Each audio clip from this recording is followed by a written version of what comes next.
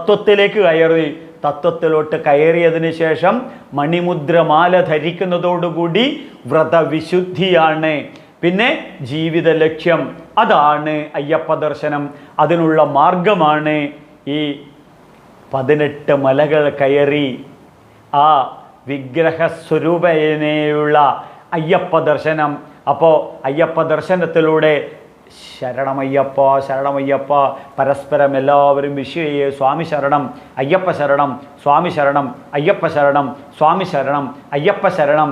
അങ്ങനെ ശ്രദ്ധിക്കണം, ആ നാമസ്വരൂപമായ അയ്യപ്പനായി സ്വയം ഉയരുകയാണ്.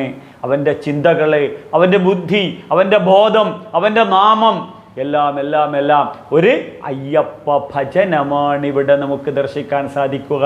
അങ്ങനെ ഈ അയ്യപ്പ സ്വാമിയെ 18ാം പടി കയറുന്നതോടുകൂടി